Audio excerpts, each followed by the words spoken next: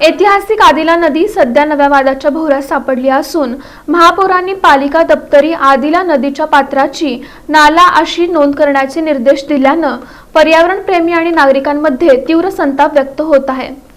सोलापूर शहराच्या मध्यभागातून वाहणारी सह्याद्रीच्या कुशीत उगम पावून तुळजापूर सावरगाव मार्गे सोलापुरात येणारी आणि नंदूर इथं सीना नदीला मिळणारी ऐतिहासिक आदिला नदी सध्या नव्या वादाच्या भोवऱ्यात सापडली असून महापौरांनी पालिका दप्तरी आदिला नदीच्या पात्राची नाला अशी नोंद करण्याचे निर्देश दिल्यानं पर्यावरण प्रेमी आणि नागरिकांमध्ये तीव्र संताप व्यक्त होत आहे।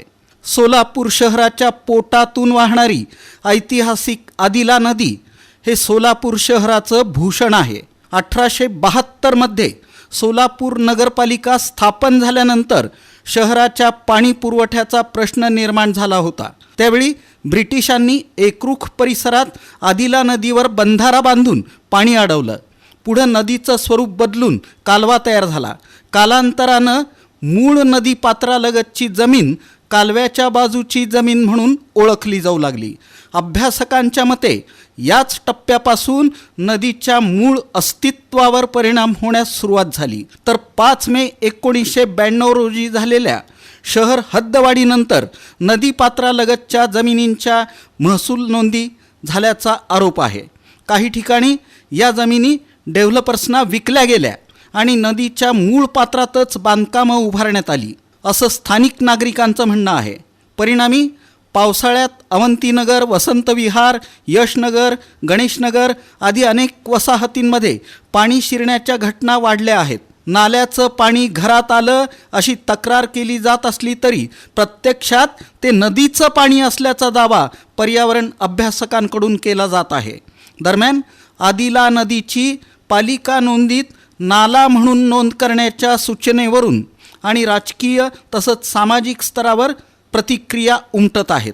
ऐतिहासिक नदीला नाला संबोधणं म्हणजे शहराच्या वारशाचा अवमान असल्याची टीका होत आहे। आज आदिला नदीला नाला म्हणायचं, उद्या सिद्धेश्वर तलावाला डबकं म्हणायचं का, असा सवाल काही नागरिकांनी उपस्थित केला। तर संविधानातील कलम 49 नुसार ऐतिहासिक वारशाच्या संरक्षणाची जबाबदारी राज्यावर आहे। तसंच कलम 48(अ) आणि 51(अ) अंतर्गत पर्यावरण संरक्षणाचं कर्तव्य राज्य आणि नागरिकांवर सोपवण्यात आलं आहे। महाराष्ट्र पाटबंधारे अधिनियम 1976 मधील कलम 11 आणि 117 नुसार नाले अधिसूचित करून अतिक्रमण हटवणं आणि गाळ काढणं ही स्थानिक प्रशासनाची जबाबदारी असल्याचं जाणकारांचं मत असून नदी, नाले आणि ओढे ही नैसर्गिक संपत्ती असून ब्रिटिशकालीन गॅझेटमध्ये नोंद असलेल्या जलस्रोतांवर शासनाचा अधिकार असल्याचं सांगितलं जातं। त्यामुळं या प्रकरणात जिल्हाधिकाऱ्यांनी तातडीनं हस्तक्षेप करून आदिला नदीच्या अस्तित्वासंदर्भातील ब्रिटिशकालीन नोंदींची पडताळणी करावी आणि 1992 नंतर महसूल विभागात झालेल्या नदीपात्रालगतच्या जमिनींचा लेखाजोखा जाहीर करावा। तसंच आदिला नदीचं मूळ पात्र आणि सीमारेषा निश्चित कराव्यात। नदीपात्रातील बेकायदेशीर बांधकामांवर कारवाई करावी अशी मागणी पर्यावरण अभ्यासकांकडून होत आहे। दरम्यान या सर्व आरोपांवर महापौरांची अधिकृत भूमिका काय आहे याकडे शहरवासियांचं लक्ष लागलं आहे।